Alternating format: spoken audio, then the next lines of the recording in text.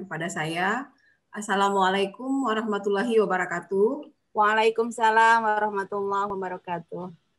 Alhamdulillahirabbil alamin wassalatu wassalamu alal mursalin walhamdulillahirabbil alamin.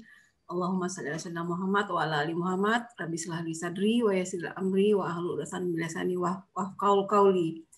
Yang terhormat Ibu Marfu'ah Mustafa MPD, Ketua Umum PP Wanita Islam, ibu-ibu Majelis Pertimbangan, Majelis Hikmah, dan semua ibu-ibu pengurus Pusat Wanita Islam, juga ibu-ibu pengurus wilayah, pengurus daerah, pengurus ranting, dan ibu-ibu dari pengurus YPBWI dari tingkat wilayah, pusat, wilayah, dan guru-guru yang kami sayangi dan kami cintai.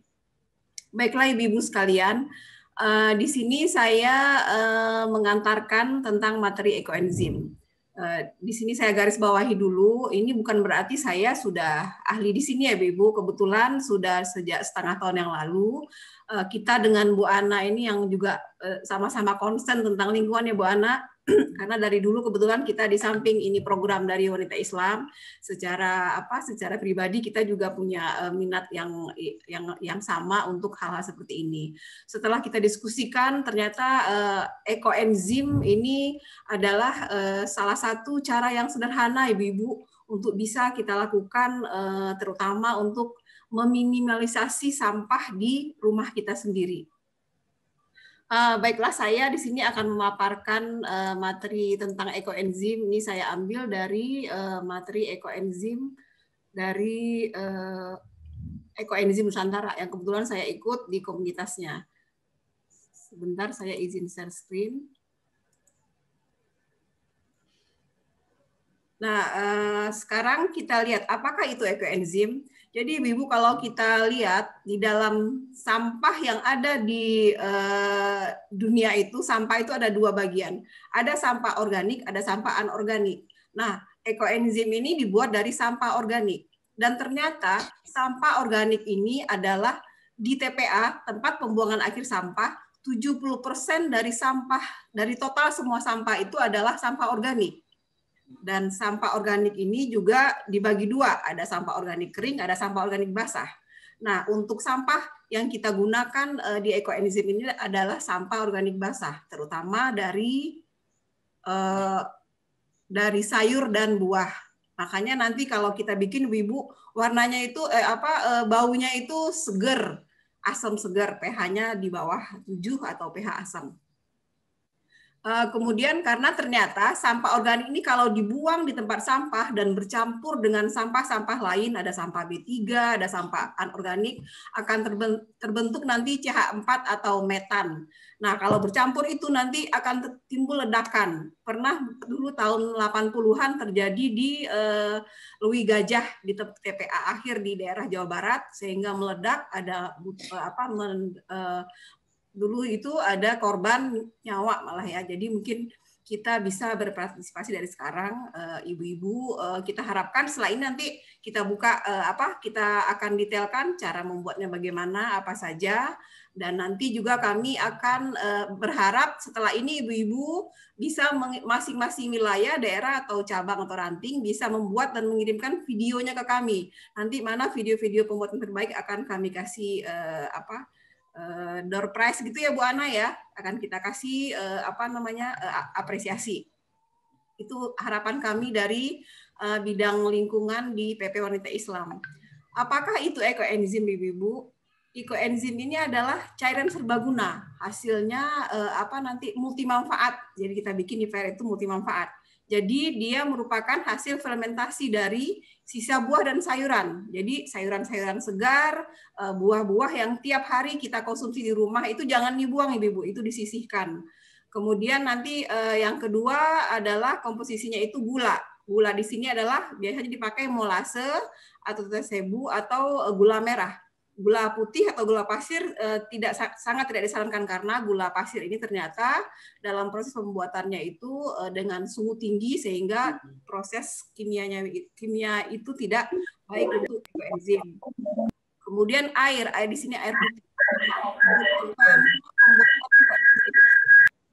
Ekoenzim ini dibikin biasanya selama 3 bulan untuk daerah kita, daerah tropis.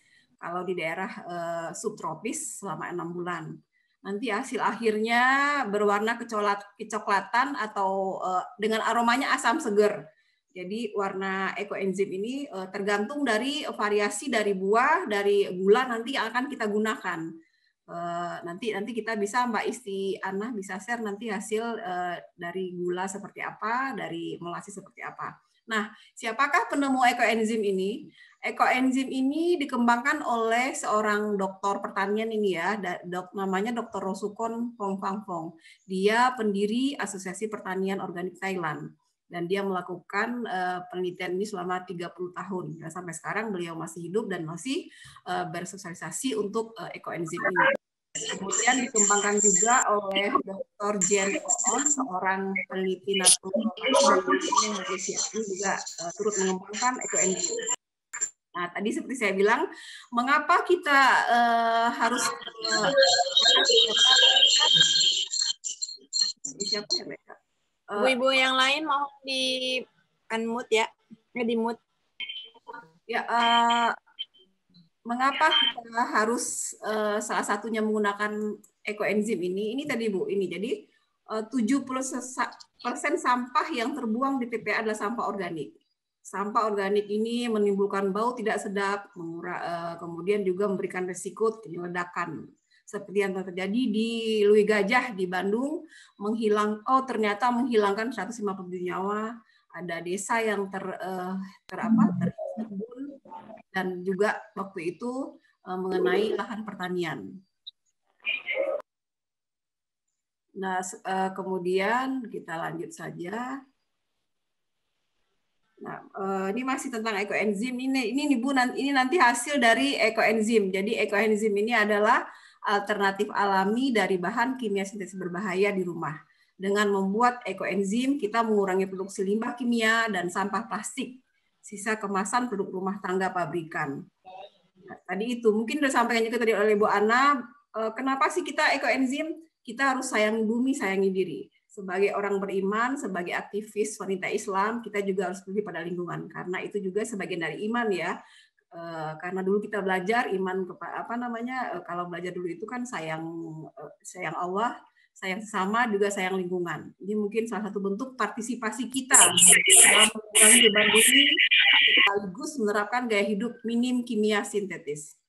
Nah, sekarang kita masuk kepada cara membuat ekoenzim. Jadi perbandingannya itu Ibu ingat 1, 3, 10.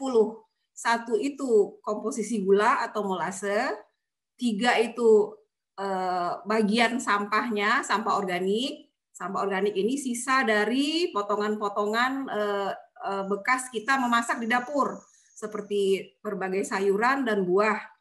Kemudian air. Jadi kalau kita punya punya tempat untuk 10 liter 10 liter 10 liter tempat kita, nanti isinya itu bisa 10 bagian itu nanti satu bagiannya gula, 3 bagiannya adalah sampah organik dan 10-nya adalah air. Jadi ingat rumusnya Bu ya, ini perbandingan berat. 1, 3, 10. Kemudian untuk lebih praktisnya itu ketika kita punya wadah yang untuk 10 liter yang bisa isi airnya berarti cuma 6 liter karena kan nanti ada tambahan dari komposisi gula dan buah. Jadi kalau wadahnya 10 liter kemudian nanti kita tambahkan gulanya 600 gram, kemudian sisa buah dan sayurannya 1.800 gram. Mungkin begitu terus kelipatannya.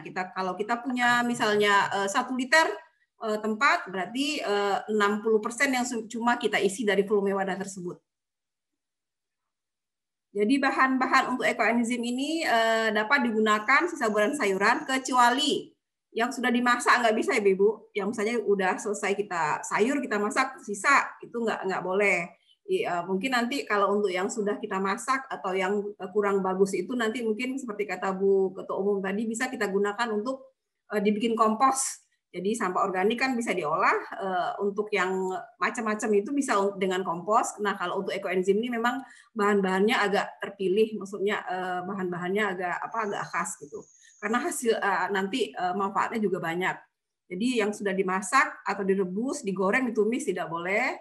Yang kering dan keras seperti ya ini kelapa, salak juga nggak bisa deh, salak nggak bisa juga, alpukat. Alpukat ini kan kulitnya agak keras. Kemudian durian itu mungkin karena dia dagingnya berlemak gitu ya, ininya kulitnya juga keras. Nah, tipsnya sisa buah dan sayuran di rumah itu kan tidak selalu, misalnya kalau kita punya wadah itu 10 liter untuk 10 kilo gitu ya, kan kita belum tiap hari belum tentu menghasilkan sampah itu sebanyak itu. Jadi kita bisa menyicilnya, mungkin selama seminggu kita masukkan sampahnya, nanti kapan terakhir hari kita memasukkan sampah, itulah dihitung hari 3 bulan berikutnya nanti dia bisa panen. Kemudian usahakan sisa buah dan sayuran yang kita masukkan itu beragam, Ibu-ibu. Bisa jadi lebih dari 3 macam.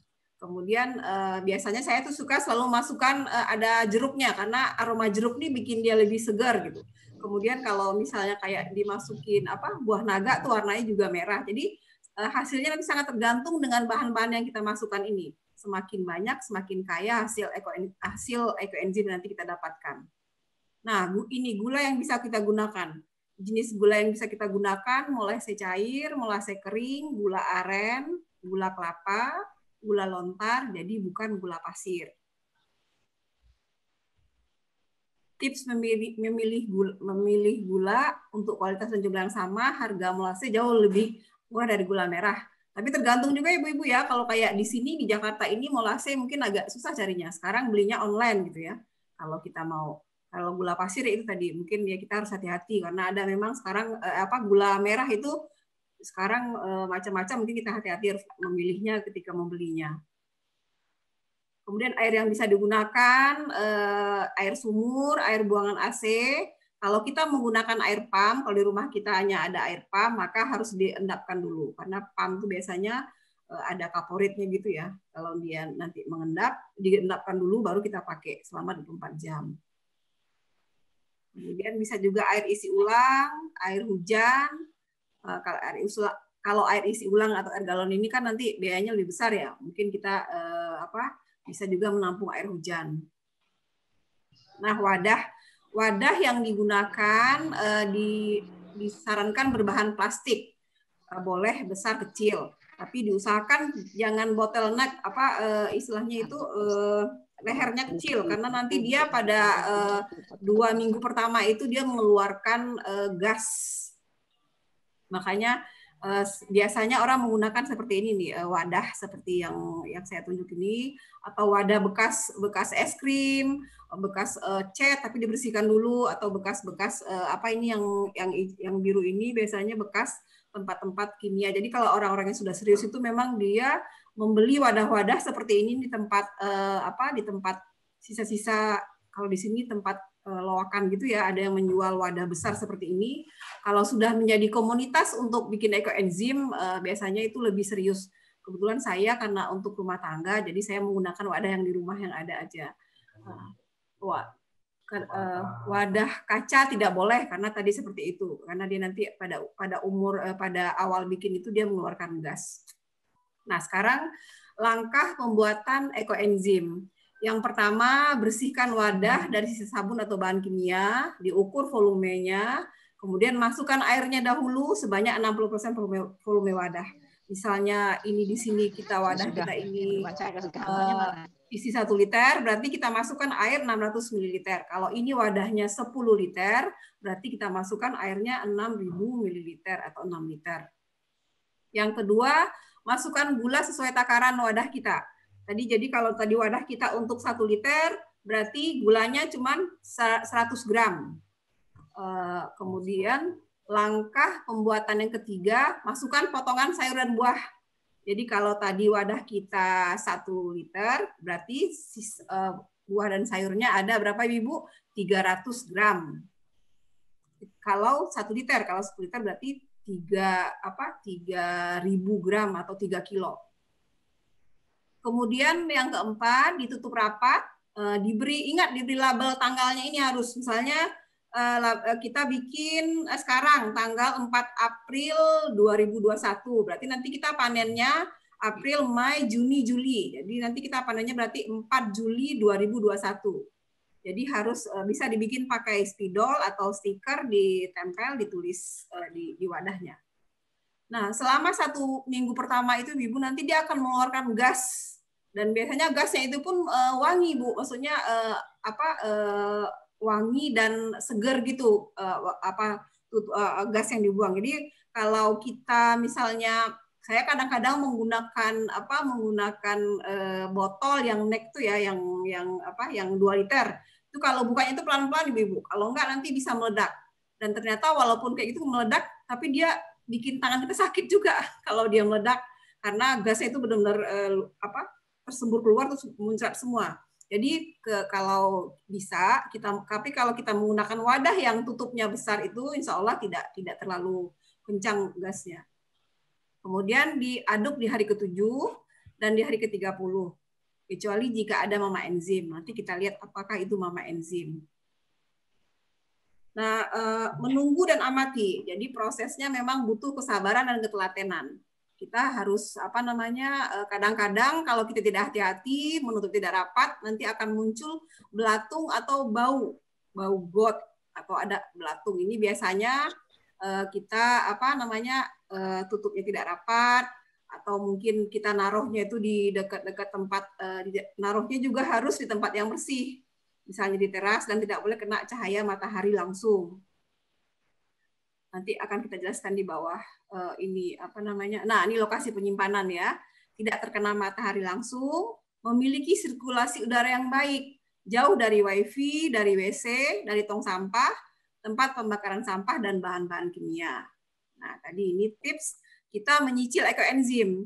Jika tadi kan kita karena kita sampah rumah tangga, kita kan tidak mungkin tiap hari bisa memenuhi setiap hari langsung sekali ini ya, kecuali kalau kita kadang-kadang kalau kita sudah sering bikin, kita bisa kerjasama dengan tukang buah, tukang sayur di pasar. Jadi saya kadang-kadang kalau ke tukang buah saya minta atau ke pasar saya ada sayur-sayur yang dibuang yang masih segar itu kita minta kita ambil. Nah, jika kita memiliki wadah yang besar dan gula yang cukup, tapi tidak memiliki cukup sisa buah sayuran, kita bisa mencicilnya sedikit demi sedikit. Sesuai dengan ketersediaan dan catat beratnya setiap kali kita menimbang. Ini berat ini perlu ya Bu Ibu ya komposisinya. Nanti karena kalau kelebihan sayurnya komposisinya tidak sesuai dengan yang dianjurkan, maka biasanya terjadi hasilnya tidak sebagus yang sesuai komposisi yang dianjurkan. Dan tetap kita catat semuanya. Dan terakhir kita memasukkan bahan itu adalah tanggal pembuatan ekoenzim. Nah, sekarang kita panen Ibu-ibu. Nah, setelah 90 hari kita bisa panen. Nah, panennya ini kita saring. Nanti dari panennya akan kita dapatkan hasilnya itu ada ampasnya, ada juga cairannya, dan semuanya itu bisa dimanfaatkan. Nah, nanti hasil dari ekoenzim ini cairannya itu tidak ada masa kadaluarsanya. Jadi kita bisa gunakan untuk itu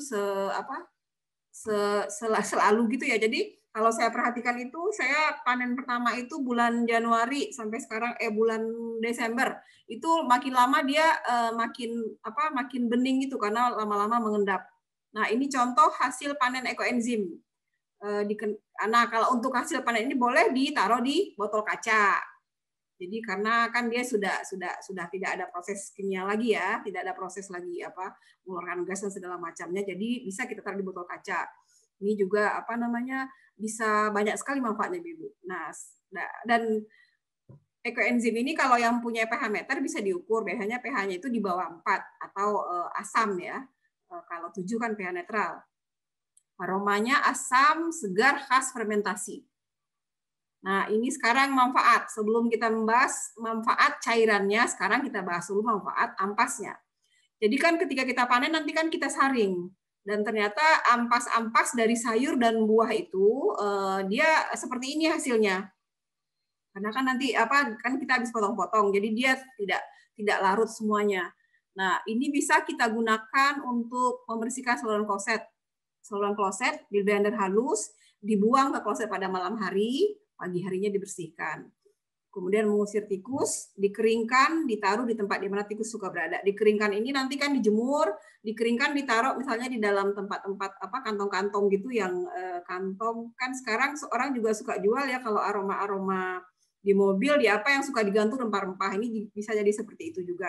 Kemudian mengharumkan mobil, dikeringkan dan dimasukkan dalam tas kain kecil ya, nanti diikat. Pupuk tanaman organik. Kalau saya baru mencoba untuk pupuk tanaman organik. Jadi tanaman-tanaman saya di rumah saya taruh di pot-pot bunganya atau di pohon besar di sekeliling pokok tanaman itu. Ternyata memang betul Ibu-ibu. Jadi saya punya pohon naga, ketika saya semprotkan ekoenzim dan ini tuh dia biasanya berbuah setahun sekali. Sekarang itu kayaknya jadi lebih sering gitu. Itu yang baru saya rasakan ya untuk tanaman buah.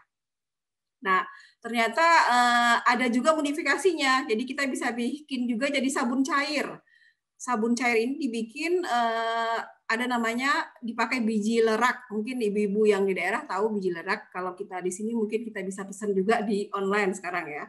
Nah, ini 10 bagian air, 3 bagian sisa buah, tambah gula, tambah lerak, bagian lerak kering tanpa biji, jadi cuman kulit leraknya aja yang bisa dibikin. Kemudian untuk kalau kita pengen aroma tertentu dari hasil ekoenzim kita bisa memasukkan berbagai jenis kulit buah jeruk. Kemudian juga ada ini kulit buah jeruk bisa ditambahkan juga dengan serai, dengan mint, dengan bunga-bunga, dengan jeruk purut, dengan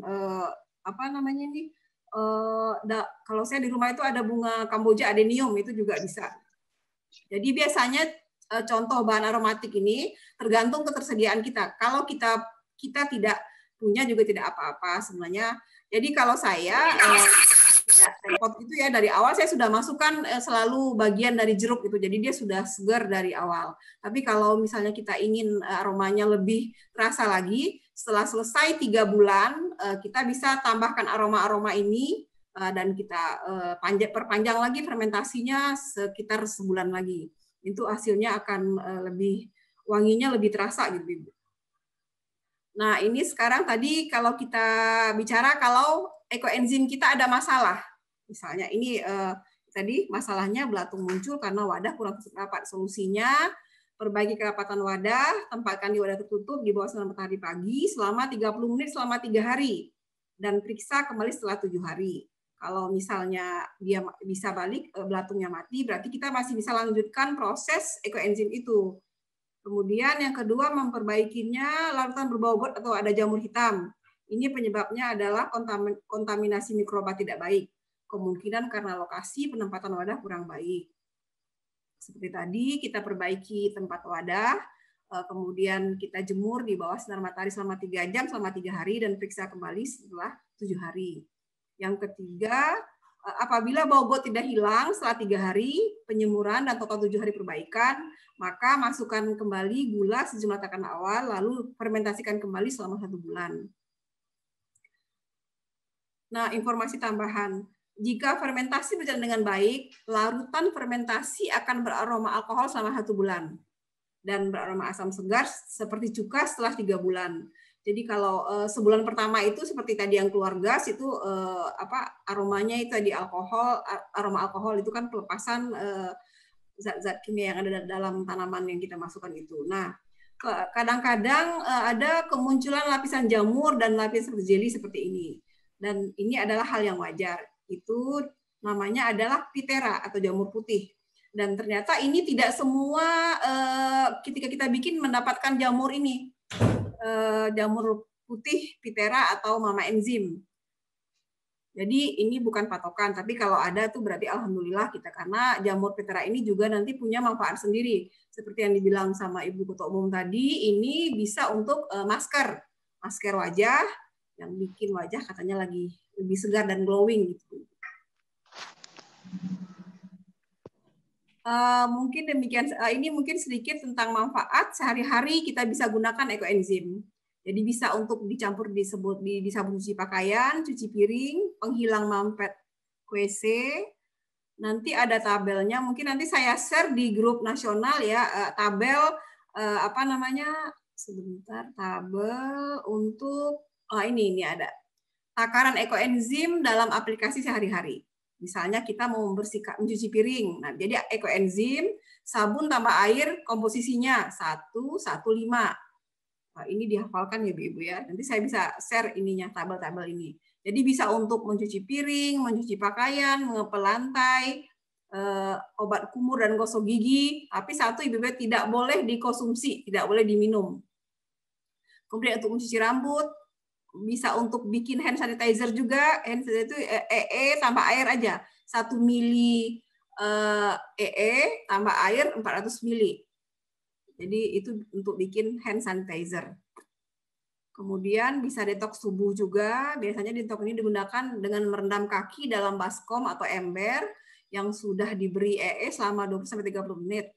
Tutup seluruh kaki dengan handuk, bisa mengurangi atau menghilangkan gejala bau kaki, tangan, dan kaki pecah-pecah. Nah, kebetulan saya banyak menggunakan ini sebagai pupuk organik. Jadi murni tambah air 1:1000. Kemudian ini banyak contoh-contohnya pemakaiannya. Dan mungkin nanti saya bisa share ini yang lebih detail.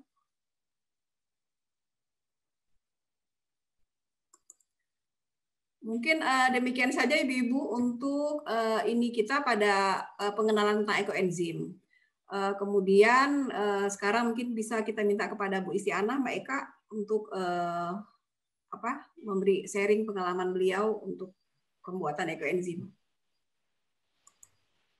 Setelah ini bertanya jawab. Belum bisa. Suaranya belum dibuka Ibu Kia. Dibuka dulu mute-nya Bu Kia. Ya udah. Ya. Assalamualaikum warahmatullahi wabarakatuh. Waalaikumsalam warahmatullahi. Terima kasih atas kesempatan.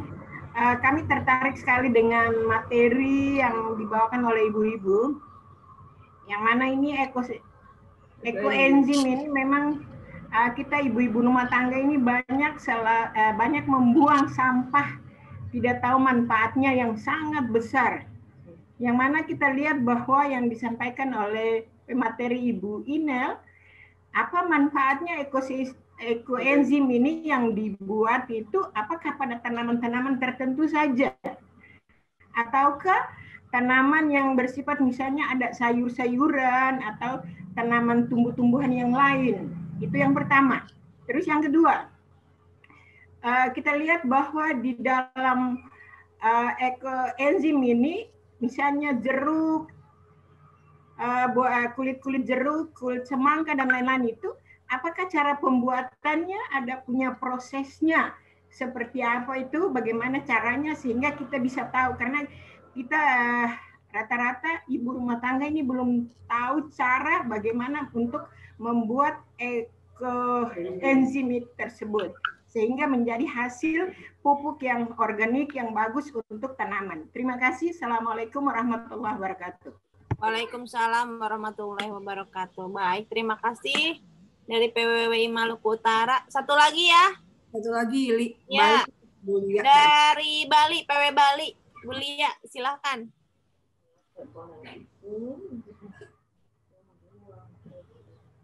Tadi NTP daftar itu Mbak Lia, Mbak Ika. Ya bayar, mau dihitung.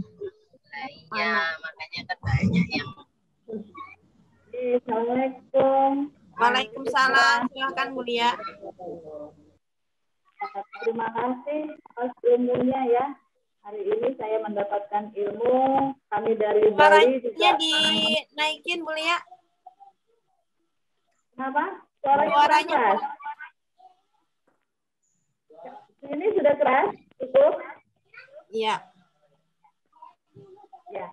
Terima kasih, kami dari Bali. Insya Allah kami dari Bali mengikuti semua kegiatan milad ke-59.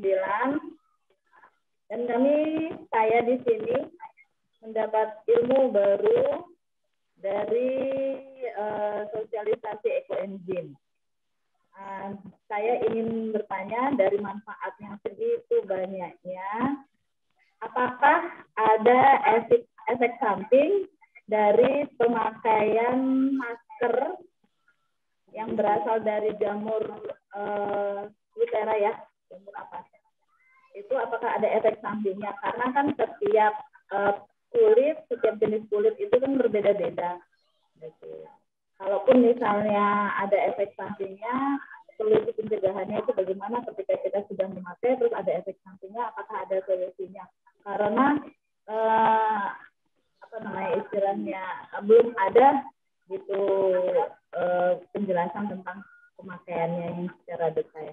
Mungkin itu aja. Terima kasih.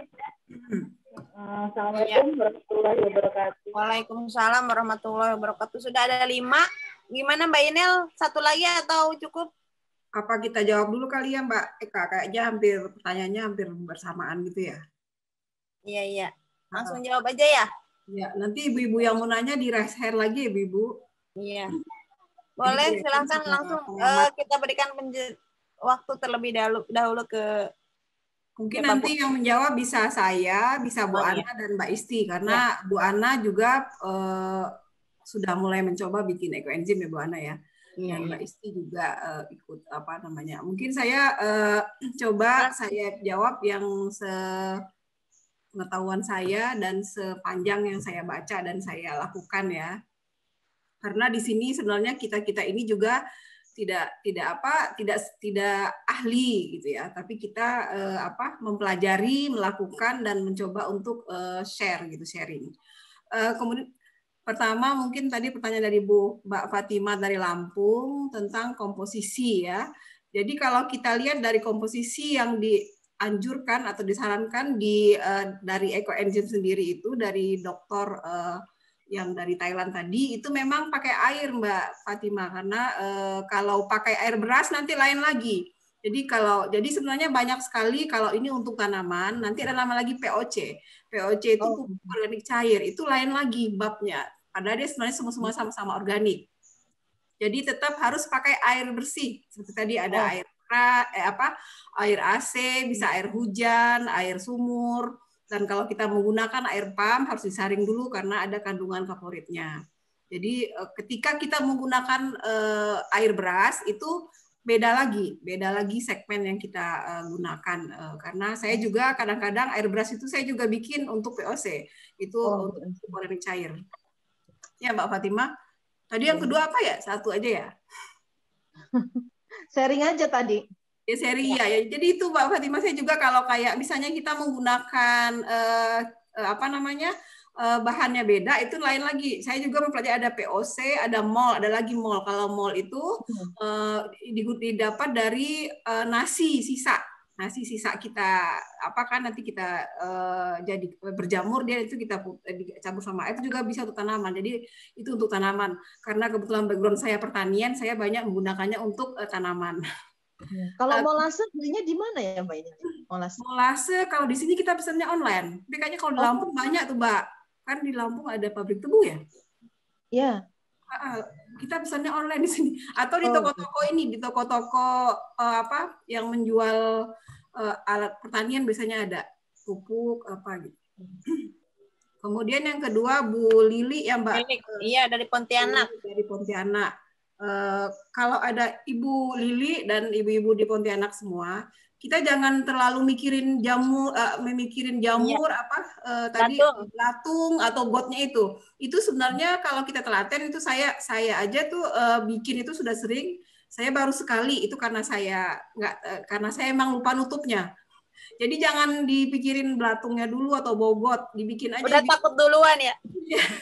Jadi kalau misalnya memang kan tadi sudah di-share juga, kalau misalnya emang ada belatung atau bogot, itu kita sebenarnya masih bisa kita coba perbaiki, kita jemur selama 3 hari, 3 jam, kemudian kita selama 7 hari kita lihat masih ada nggak. Kalau sudah mati nggak apa-apa, kita lanjutkan. Atau kalau misalnya ternyata dia masih ada, kalau kita buang gitu ya, dia juga tetap jadi pupuk organik.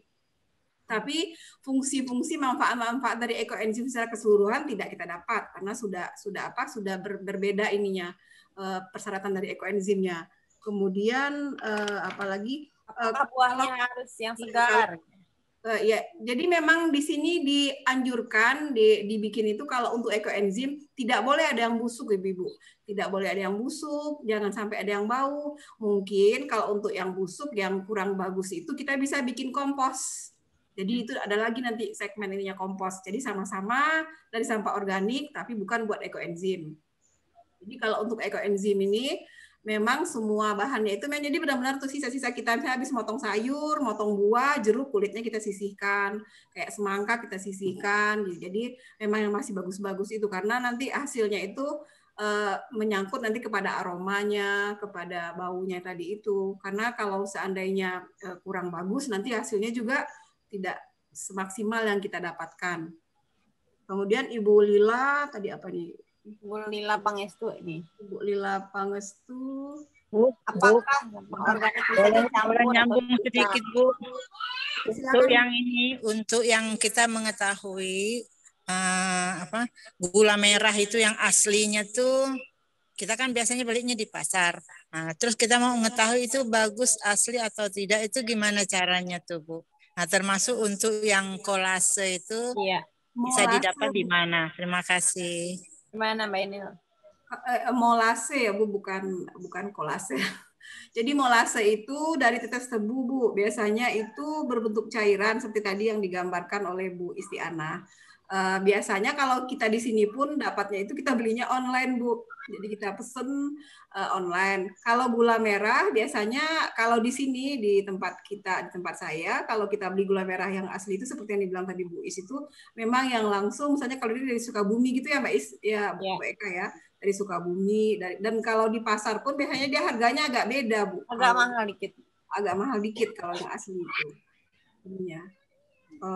Jadi apa namanya mungkin bisa dicari di di toko-toko pertanian Bu molase kadang-kadang ada. Ya. Lanjut ke pertanyaan Bu Lila. Bu Lila apa ya? Yang di chat, apakah sampah organik bisa dicampur atau dipisah? Misal sisa nasi, apakah bisa? Ya. Seperti tadi yang sudah kita jelaskan Ibu Lila, sampah yang khusus untuk ekoenzim ini harus yang segar. Jadi harus yang segar, yang tidak busuk, yang tidak pokoknya yang memang sisa yang habis kita makan, tidak boleh ada yang busuk. Busuk itu nanti bisa dibikin untuk kompos. Kemudian tidak sisa nasi kan dimasak Ibu. Jadi nasi tidak bisa atau sisa sayur tidak bisa kita gunakan untuk ekoenzim. Itu nanti bisa digunakan di kompos. Jadi kita juga bisa bikin kompos cair yang mungkin nanti perlu sisi sendiri kalau untuk pengomposan ya, karena itu juga ada caranya sendiri. Jadi kalau khusus untuk ekoenzim, kita menggunakan sayuran dan buah yang segar.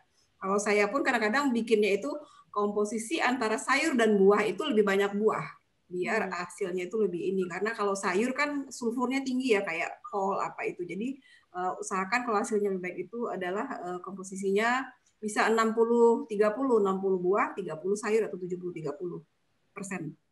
Yang kedua itu bagaimana apakah ada efek samping jika digunakan untuk masker atau kumur-kumur? Kalau ada efek samping bagaimana gitu? Sepanjang yang saya tahu ya Ibu-Ibu ya, karena ini organik, alami, kalau kita menggunakan sesuai ukuran sebagaimana biasa, saya belum membaca atau melihat itu di komunitas itu efek samping. Karena seperti tadi yang untuk mungkin sekalian menjawab yang dari Bali ya, Lia ya Bu Lia, kalau kita menggunakan untuk masker dari jamur mama enzim atau jamur Petera itu kan dia alami dan itu juga seperti yang dibilang tadi Bu Isti bilang itu juga dia sebenarnya nggak bisa tahan lama. Jadi ketika kita dapat, kita ambil, kita tempel, kita iniin ke muka itu juga selama ini yang kita tahu itu dia bikin wajah kita lebih segar, lebih kenceng gitu ya. Dan itu seperti pemakaian masker lain kita kan juga nggak tiap hari ya. Ada. Itu apakah udah ada pengujian dari lab atau belum gitu? Kalau labnya kalau saya bilang udah ada, saya nggak punya datanya, nanti saya cari ya. Tapi itu dari pengalaman ibu-ibu yang mencoba aja kayaknya. Tapi kalau labnya saya nggak punya datanya, jadi saya nggak bisa. Tapi sejauh ini banyak yang pakai ya, Mbak? Karena sebenarnya kalau Pitera yang itu kan tidak semuanya dapat ya. Kalau saya aja baru sekali dapat Pitera yang benar-benar bagus itu. Jadi karena kalau yang saya baca kalau di sebulan pertama itu ada jamur itu belum permanen gitu ya. Karena saya pakai tempatnya kecil jadi jarang dapat jamur Pithera itu. Jadi karena ini alami, kalau saya gitu prinsipnya Bu Lia, karena ini alami dan kita juga memakainya kan tidak sering ya. Kita bikinnya juga dapatnya juga kadang ada kadang tidak. Jadi kalau ada kita bisa manfaatkan salah satunya untuk masker gitu.